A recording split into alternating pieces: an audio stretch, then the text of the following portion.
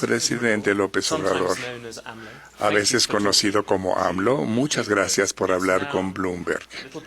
Ahora ya es un poco más de un año desde que fue usted elegido y luego hablaremos de la economía en México, pero primero quisiera empezar con su ruidoso vecino del norte, Donald Trump. Sabemos que ahora México tiene 20,000 efectivos de la Guardia Nacional y que también ha tomado 20,000 buscadores de asilo que han venido a México, que deberían estar en Estados Unidos, y el secretario Pompeyo dice, necesita México hacer más. Cuando ustedes ven a Estados Unidos, ¿lo ven como un aliado o lo ven como un golpeador? Es un aliado. Nosotros no apostamos a la política de la fuerza, al autoritarismo. No pensamos que la solución a los problemas tiene que darse con medidas coercitivas. Pensamos más en la cooperación para el desarrollo y es indispensable el buen entendimiento con nuestro vecino, con Estados Unidos, por cuestiones de amistad, de cultura, de comercio, de economía y por cuestiones de geopolítica. Tenemos 3.180 kilómetros de frontera. Si fuésemos un país europeo o de Sudamérica, a lo mejor podríamos procurar otra relación con Estados Unidos. Pero la vecindad nos obliga a entendernos.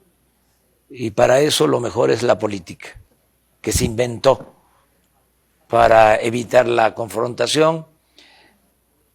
Y yo me da mucho gusto que estemos platicando aquí en Palacio Nacional. Es buena la relación con el gobierno de Estados Unidos y vamos a procurar que siga siendo buena la relación. Estamos convenciendo, persuadiendo de que lo mejor para enfrentar el fenómeno migratorio es la cooperación para el desarrollo. El que se pueda ayudar a países de Centroamérica, que se apoye también a México, pero más a Centroamérica,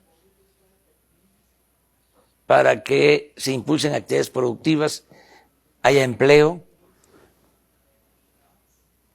Muchos desconocen de que la mayor afluencia de migrantes, el mayor número de personas que pasa por México viene de Centroamérica y de países que por circunstancias especiales tienen crisis económica, hay faltas de oportunidades de trabajo, hay violencia. La migración de México a Estados Unidos ha disminuido y va a disminuir cada vez más.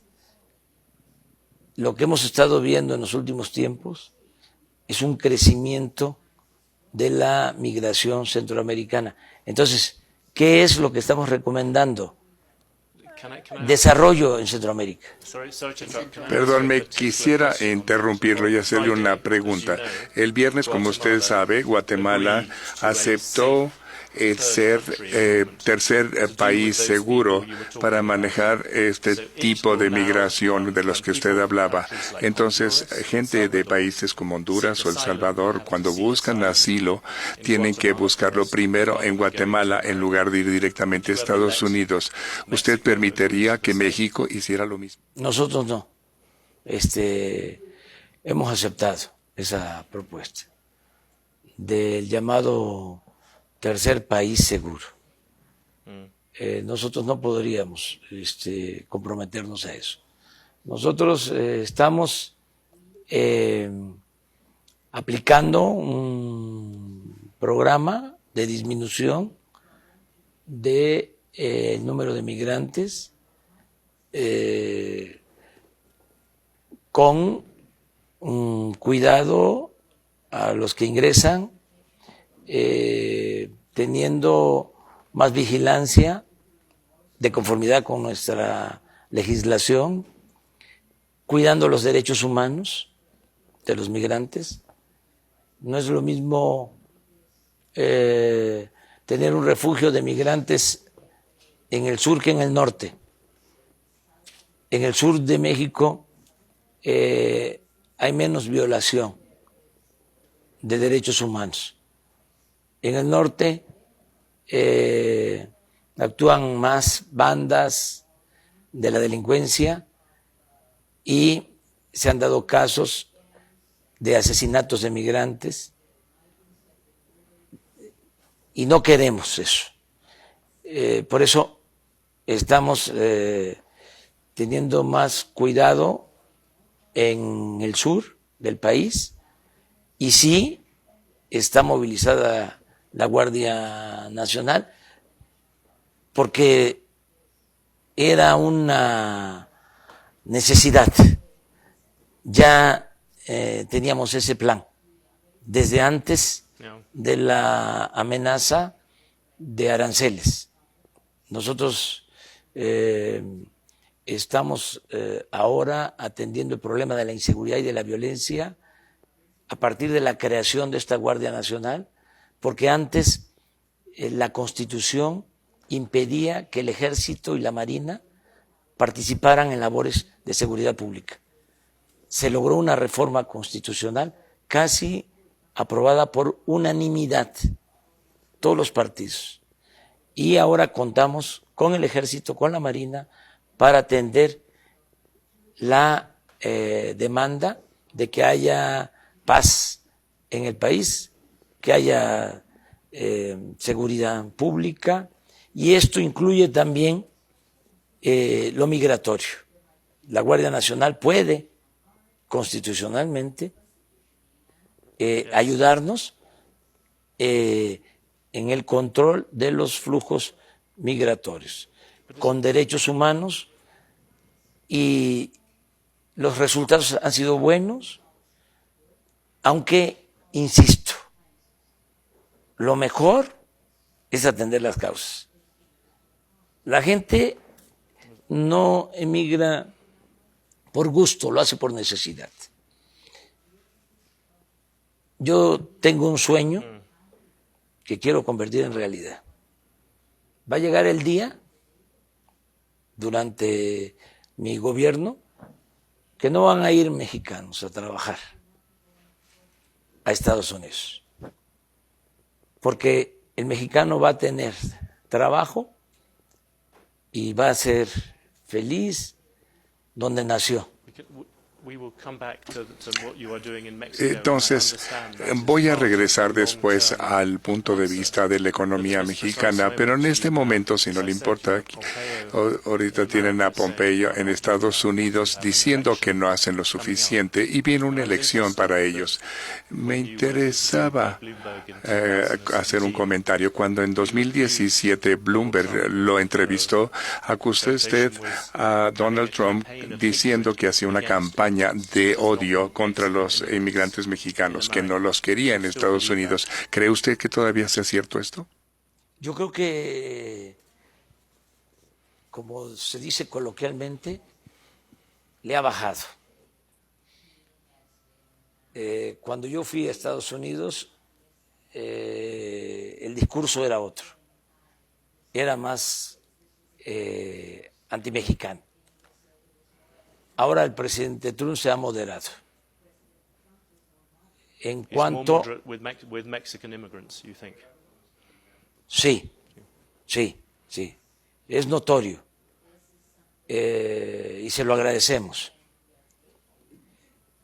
a pesar de que se vive en Estados Unidos, lo digo de manera muy respetuosa, en un proceso electoral. También de manera respetuosa, sería conveniente que se resolviera lo de los 4 años, con la posibilidad de la reelección. Porque llega un presidente en Estados Unidos y trabaja 2 años y ya pasada esa fecha, pasado ese tiempo, empieza a pensar en la reelección.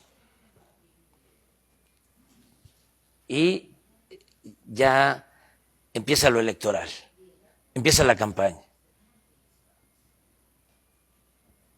Eso es lo que ahora está sucediendo. También lo digo de manera muy respetuosa, nosotros tenemos 6 años sin reelección y nos funciona bien el estar nada más 6 años, o sea, no reelección y un periodo un poco más amplio. Ustedes van a tener elecciones en noviembre del año próximo y ya empezaron las campañas. Y esto se vincula, perdón que te diga, con la política migratoria y con otros temas.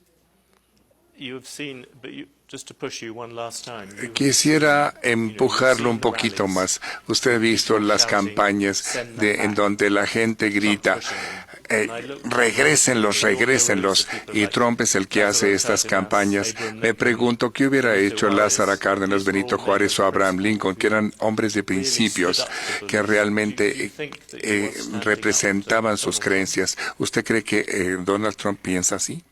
Fíjese, hay paralelismos.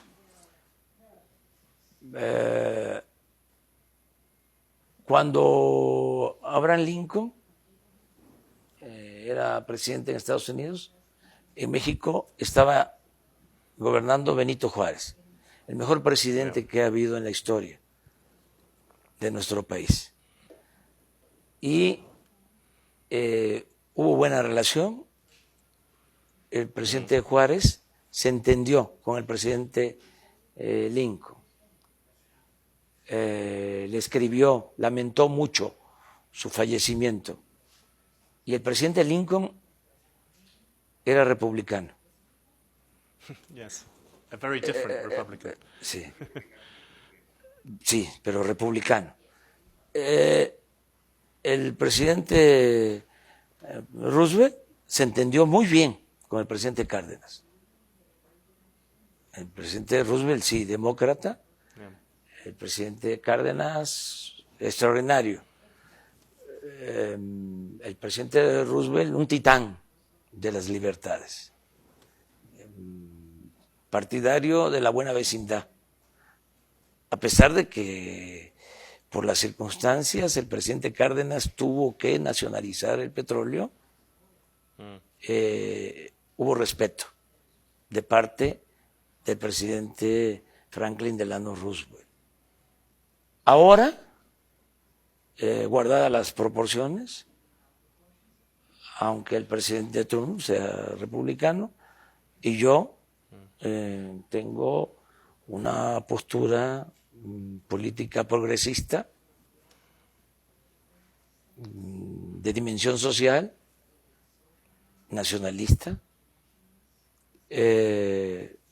pienso que podemos entenderlo. Nos hemos entendido, aceptando de que debe de haber respeto mutuo, y hasta ahora no nos hemos faltado el respeto. Hemos conversado 3, 4 veces por teléfono y nos hemos entendido. Lo más complicado fue esto último de la amenaza de aranceles y se llegó a un acuerdo. Se acaba de hacer una evaluación del acuerdo A los 45 días vino el señor Pompeo, se reunió con el secretario de Relaciones Exteriores de México y mostraron su satisfacción porque estamos cumpliendo. Nosotros tenemos muy buena amistad también con dirigentes, legisladores del Partido Demócrata. Acabamos de recibir a dirigentes del Partido Demócrata. Les agradecemos mucho a los dirigentes de los dos partidos, a los empresarios estadounidenses, porque le tienen respeto, afecto y han estado manifestando su interés de mantener las relaciones económicas y comerciales con Estados Unidos. Y de manera muy clara, el gobierno que yo represento ha expresado que estamos a favor del Tratado de Libre Comercio. Ya nosotros ratificamos el tratado casi por unanimidad en el Congreso, en nuestro país. Y ahora depende del Congreso de Estados Unidos. Pero consideramos que nos ayuda mucho el tratado a Estados Unidos y a México. Si me permite, quisiera hablar de la economía mexicana. Usted está funcionando muy bien como presidente, tiene 70% de aprobación, pero a fin de cuentas mucho depende de la economía. Y usted esperaba que la economía creciera 4%, y esta semana hay preocupaciones porque incluso puede llegar a la recesión. No. Vamos bien. Estamos bien y de buenas.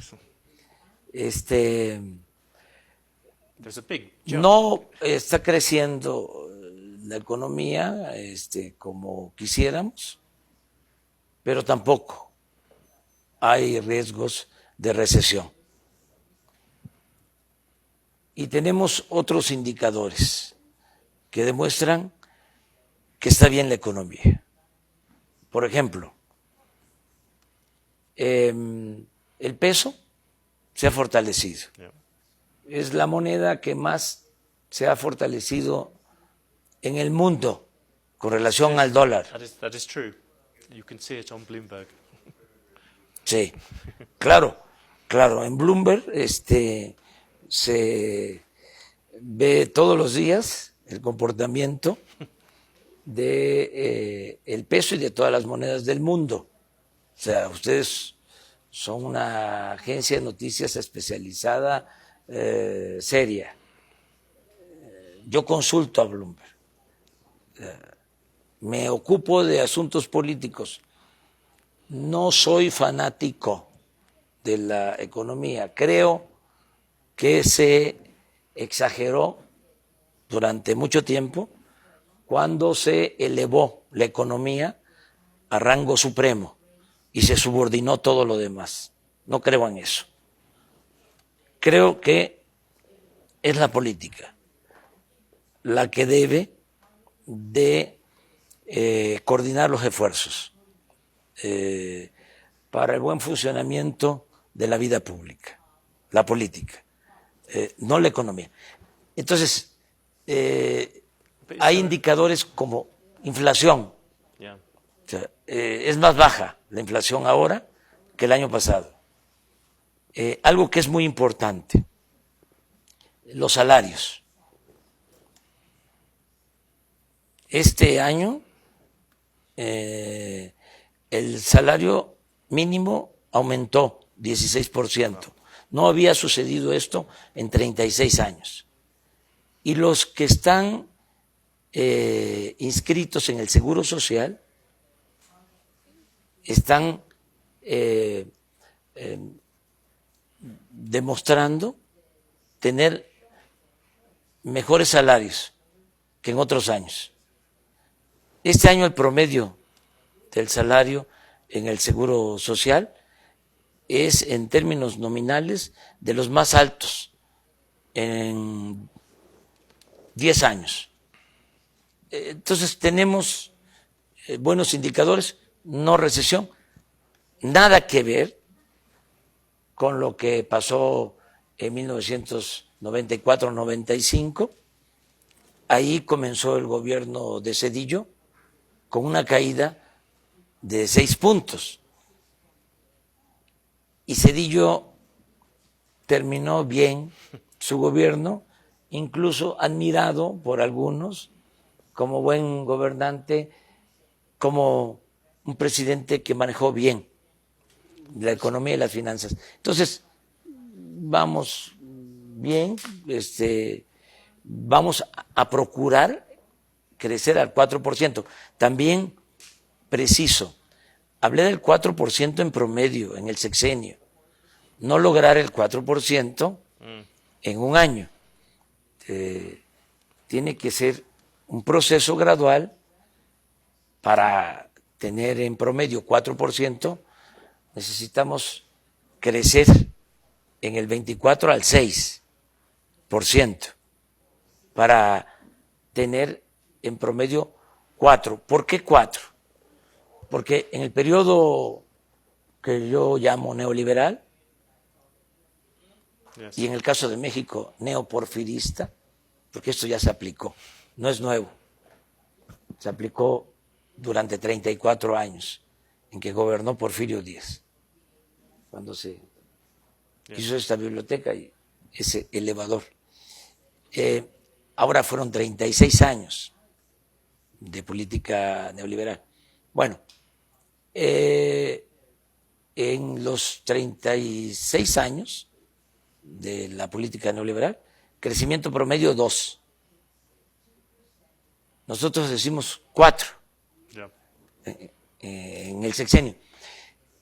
Y pueden decir los técnicos, ¿cómo pasar de 2 a 4 en México? Es que antes del periodo neoliberal, durante 50 años, antes de 1983, desde la revolución, desde los años 40 del siglo pasado hasta el 83, crecimos al 6% anual, 5 o 6% anual.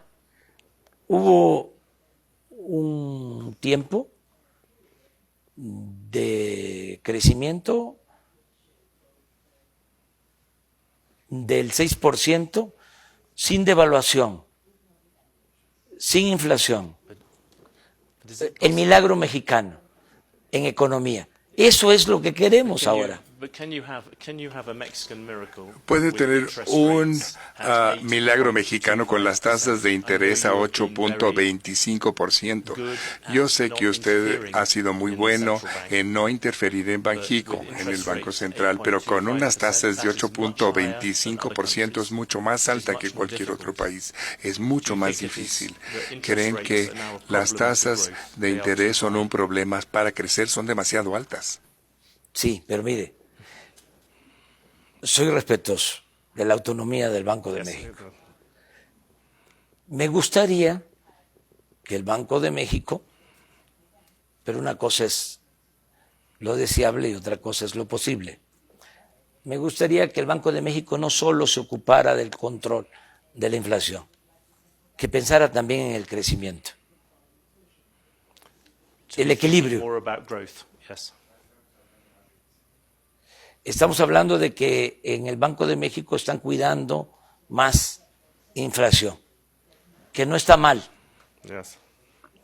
no está mal, pero es importante bajar las tasas para alentar el crecimiento. Ese tema se lo dejamos al Banco de México porque, John, tenemos nosotros mucha confianza en que vamos a lograr no solo crecimiento, sino desarrollo. Porque crecimiento, y eso es lo que queremos cambiar y crear nuevos paradigmas. Crecimiento es hacer riqueza, pero no necesariamente distribuir riqueza. Desarrollo es crecer y distribuir la riqueza. Entonces, nuestro gobierno lo que está haciendo ahora mejor es la distribución del ingreso. Entonces, aunque el crecimiento sea escaso, poco, hay una mejor distribución de la riqueza. Es decir, hay más bienestar. Cuando la gente de la izquierda tienden a gastar más dinero, usted ha seguido la política de austeridad. Por el contrario, algunos de sus críticos dicen que si quieren distribuir la riqueza, el gobierno tiene que pagar más y que a usted le importa más el excedente dentro de su presupuesto. Y por eso es que la economía no ha crecido. Usted ha acortado demasiado los gastos del gobierno. Es que ese es el nuevo paradigma. O sea, estoy escribiendo un libro que se va a llamar La economía moral. El principal problema de México es la corrupción. Ese era el principal problema.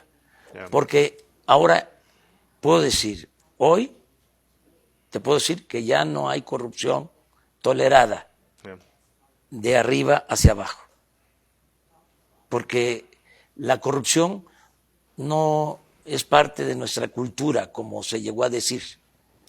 La corrupción no se da de abajo hacia arriba, se da de arriba para abajo. No hay un negocio jugoso, un acto de corrupción que no lleve el visto bueno del presidente. Eso ya no existe en México. Entonces, esa es una ventaja. ¿Se puede imaginar al presidente de México yendo a Brasil o expresidente de la misma forma en que fue a la cárcel el presidente de Brasil cuando habla de corrupción? Sí, hacia el futuro, porque antes no era delito grave la corrupción. 25 años, el corrupto podía salir de la cárcel pagando una fianza. En el gobierno de Salinas de Gortari, 1994, modificó el Código Penal para que no fuese delito grave la corrupción. Y así se mantuvo hasta ahora que hicimos una reforma y ya es delito grave la corrupción. Pero no solo eso. Pero que habrá cargos contra Peña Nieto y si hubiera cargos, ¿se iría a la cárcel? ¿Cómo? Sí, pero legalmente sería muy complicado. Porque desde hace 150 años, desde la segunda Constitución Federal, en la primera Constitución Federal, 1824, se establecía de que se podía castigar al presidente por corrupción. En la Constitución de 1857 se establece que solo por traición a la patria. Eso mismo continúa en la Constitución de 1917 y se mantiene hasta nuestros días. Hay impunidad constitucional. Cuando te digo de que el principal problema de México es la corrupción, es porque todo el andamiaje jurídico estaba hecho para permitir la corrupción. Entonces, ahora he enviado una iniciativa de reforma constitucional para que el presidente de México pueda ser juzgado por todos los delitos, como cualquier ciudadano. Esos son los cambios que estamos llevando a cabo. También lo de la austeridad. En efecto, en la izquierda se piensa de que austeridad es despedir trabajadores. porque la política neoliberal, eso representó. En una ocasión, platicando con el líder laborista Corbyn, mi amigo Corbyn, me dice, ¿cómo hablas de austeridad? No entiendo. Porque la idea es de que austeridad significa ajustar gasto, corriendo, afectando a los trabajadores. La austeridad para nosotros los mexicanos se inspira en Juárez, que decía que el funcionario tenía que aprender a vivir en la justa medianía, sin lujos. Entonces, ¿qué pasaba en México? Se gastaba mucho en mantener al gobierno, porque empezando por los presidentes, el avión de el expresidente Peña Nieto, que se lo dejó comprado el expresidente Calderón, un avión de lujo, está ahora en venta en California, no lo tiene ni el presidente Trump, ese avión. Y no solo eso, aviones, helicópteros de lujo para todos los servidores públicos. Todo eso se terminó. Entonces, eso es austeridad. Los expresidentes de México tenían pensiones que equivalían a más de lo que recibe cualquier expresidente en cualquier parte del mundo. En total, 5 millones de pesos mensuales. El presidente de México era cuidado por 8,000 elementos del Estado Mayor Presidencial, un cuerpo de élite. Los del Estado Mayor Presidencial ganaban más que los soldados, que los marinos. Todo eso se canceló. Eso es austeridad. Los altos funcionarios públicos tenían atención médica privada. Costaba $300 millones al año pagar la atención médica a los altos funcionarios públicos. Estas son las razones por las que se volvió popular, que ataca la corrupción, pero hay menos gastos todavía en la economía. No. La mayor parte que se queda en la izquierda quieren que se gaste más el dinero para hacer ricos a los pobres, pero usted sigue cortando el dinero. Arriba es reducir los sueldos, los gastos arriba para aumentar los sueldos y el apoyo a los de abajo. Nunca en la historia de México se había destinado tanto dinero a los pobres como ahora. Porque la austeridad no es un asunto administrativo, es un asunto de principios. Es terminar con los lujos. No puede haber gobierno rico con pueblo pobre. Entonces, es que no se quede el presupuesto en el gobierno o que no se quede todo el presupuesto en el gobierno, que se dispersen recursos, que se trasladen recursos, que se transfieran recursos a los mexicanos y sobre todo a los pobres. Y esto hacerlo también sin deuda, sin aumentar impuestos, sin crear impuestos nuevos, porque en la izquierda había la idea de que había que aumentar los impuestos. Yo no creo que eso en México sea necesario. Creo que lo fundamental, John, lo fundamental, si me dices, dígame o dime en una frase, ¿cuál es el plan? Y yo te contesto, acabar con la corrupción. Pero hay otra cosa más que les preocupa a los inversionistas.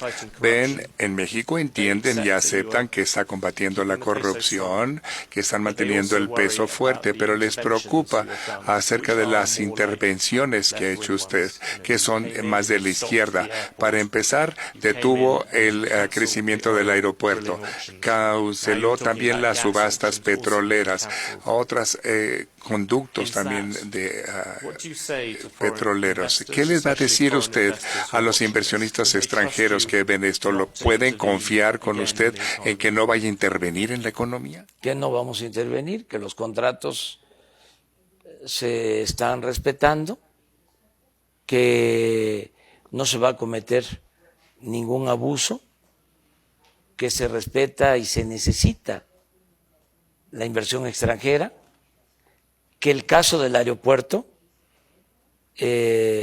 tuvo que ver con corrupción, porque se quería construir el nuevo aeropuerto en un lago,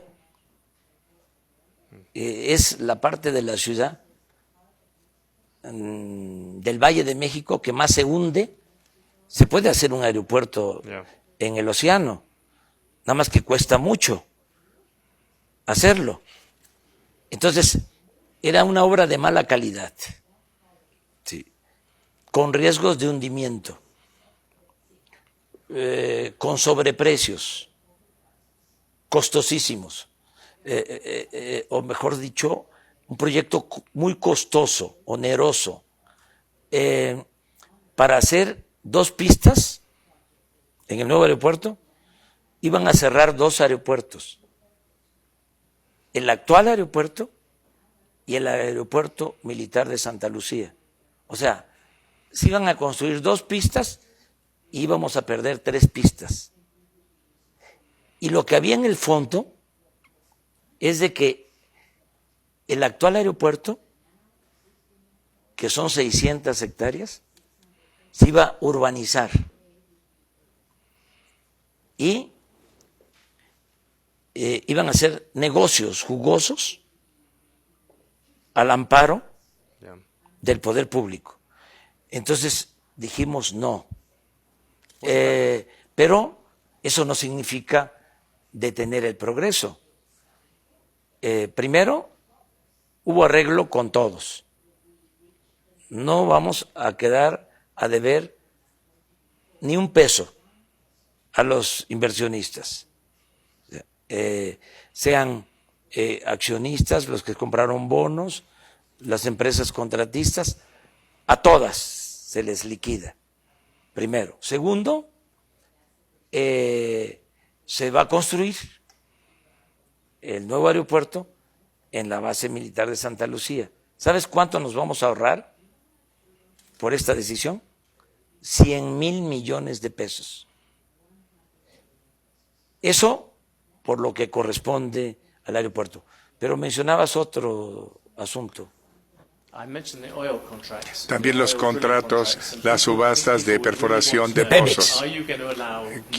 ¿Van a permitir que haya más subastas para, para la perforación de pozos? Sí. ¿Van a regresar este año?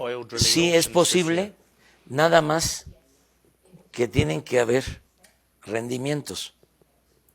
¿Sabes qué hicieron? Hubo una reforma energética hace 4 años y aseguraron de que iba a llegar inversión extranjera, dieron contratos, 107 contratos para extraer petróleo,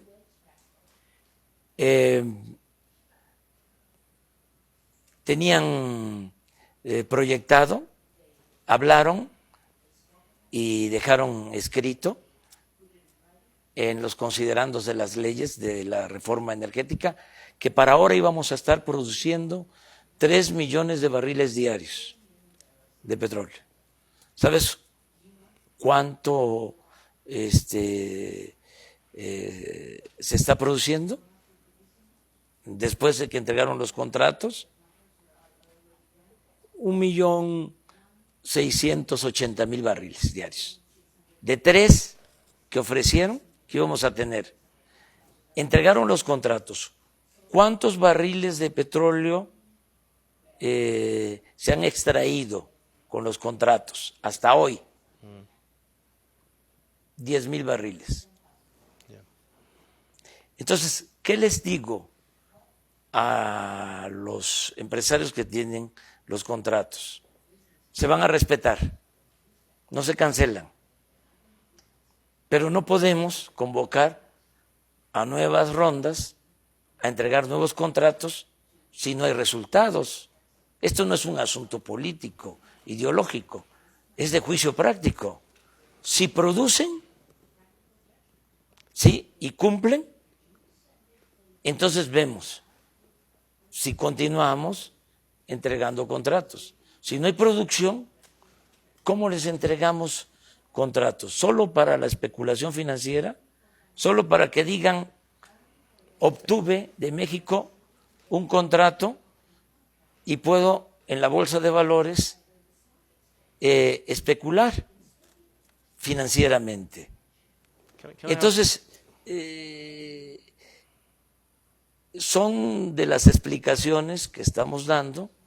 También te aclaro de que ya hay un plan para recuperar la producción en Pemex. Exitoso el plan. Ya estamos trabajando en 22 campos petroleros. La caída en la producción petrolera, te doy un dato interesante de las calificadoras, que son así como sagradas, ¿no? Yes. No se pueden tocar.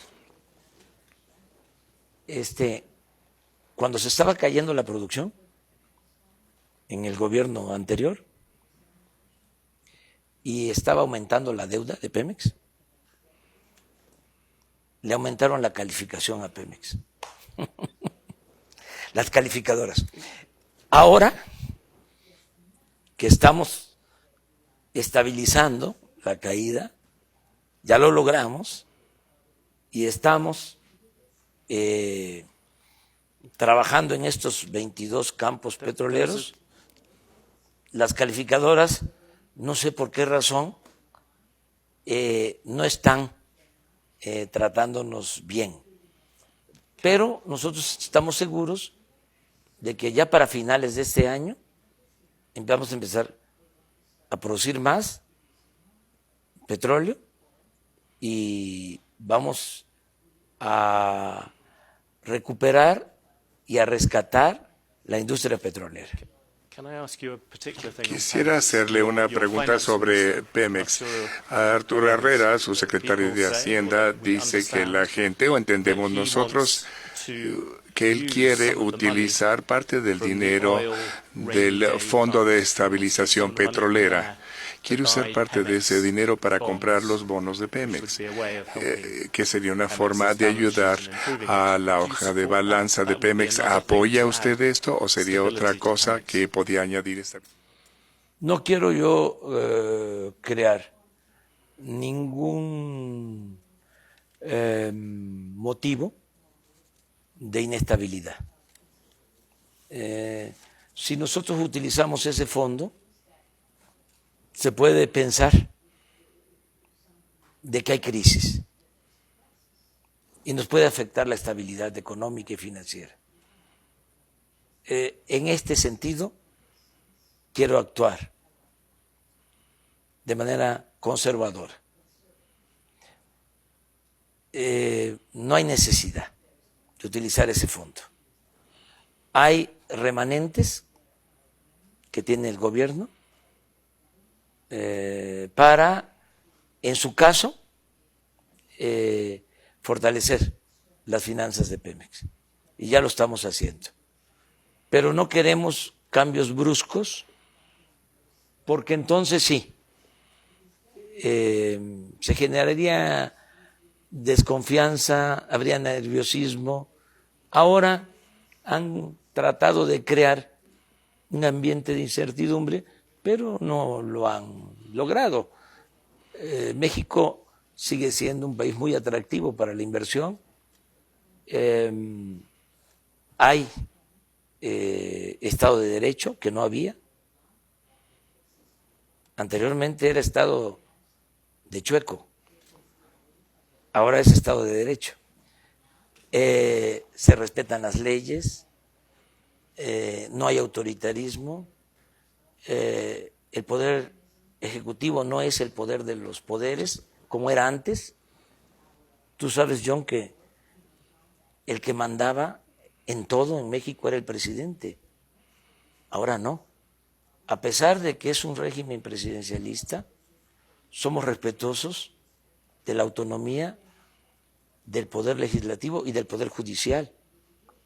Eso no se había visto en México. Usted ha hablado del Estado de Derecho, pero si ve aquí la Ciudad de México, hay asesinatos ha aumentado en 16% en la Ciudad de México. Yo sé que está usted hablando de las causas a largo plazo, pero a corto plazo, ¿qué va a hacer usted para cambiar esta tasa de criminalidad? ¿Cómo se cambia esto que, de acuerdo a muchos mexicanos, es el mayor problema que se tiene? Usted está atacando la corrupción, pero ¿qué va a hacer para tener más policías? ¿Cómo va a combatirse la seguridad? Bueno, ya lo estamos haciendo. Primero, atendiendo las causas. Yo no voy a dejar de insistir de que hay que atender los problemas que originan la violencia.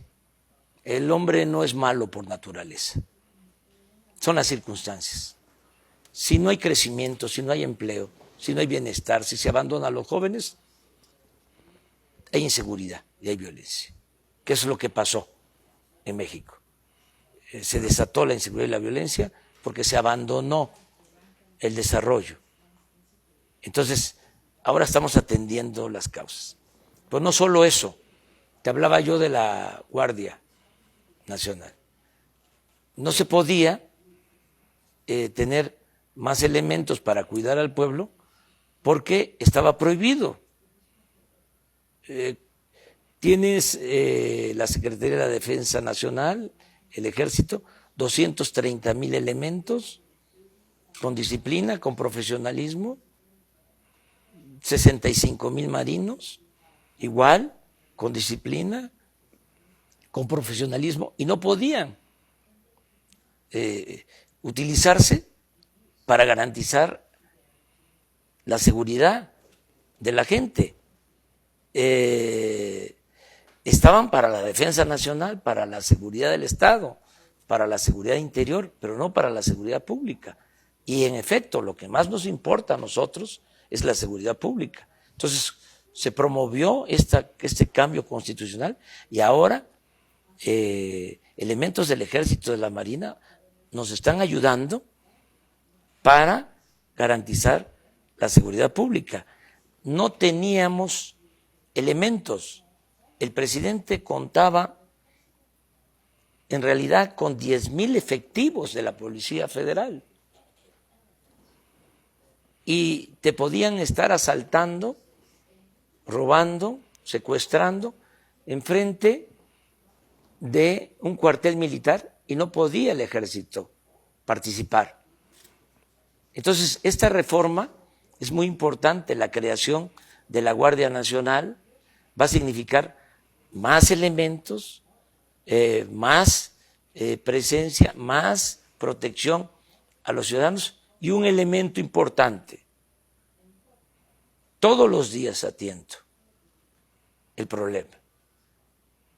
Todos los días, de 6 a 7 de la mañana, de lunes a viernes, tengo reunión con el Gabinete de Seguridad. Me reúno con el secretario de la Defensa, con el secretario de Marina, con la secretaria de Gobernación, con el secretario de Seguridad Pública. Yo personalmente recibo el parte, el reporte de todos los delitos que se cometen en el país y tomamos decisiones. No delego a nadie este asunto. Lo estoy atendiendo de manera personal. Entonces, la coordinación que se tiene ahora, la perseverancia, el profesionalismo, mayor presencia, nos va a llevar a que pronto vamos a tener buenos resultados y vamos a bajar la incidencia delictiva en el país. Es una asignatura pendiente. Can I ask you one last question? Quisiera It's a very hacerle una simple sort of yes última or no one. pregunta, de sí o no. Lagarde, as you know, Christine visited Lagarde Mexico. visitó She is México giving up y the IMF, está dejando el Fondo Monetario Fred, Internacional Agustín y su amigo Agustín now at the Carstens, Bank of que actualmente está en el Central Banco de Africa, Pagos is one of the Internacionales, people uno who de could los become head of the candidatos IMF. que podría He ser disagreed. He's a bit el jefe illegal. del Fondo Monetario But is your Internacional. government going ¿Qué to pasa con el support gobierno de usted? ¿Va a Mr. Carstens to apoyar be the al new señor head of the Carstens IMF? para que sea el nuevo jefe del Fondo Monetario Internacional? Sí me gustaría. Siempre apoyaría a un mexicano. Si es especialista en la materia, yo no coincido con él en su concepción de política económica, pero lo respeto, es un profesional de la economía y sobre todo es mexicano. President Obrador, thank you very much. Presidente for Obrador, talking to John. us. muchísimas Thank you gracias very por much for your hablar time. con nosotros y John, gracias por su muchas tiempo. gracias, muchas gracias. Thank you. Gracias, John.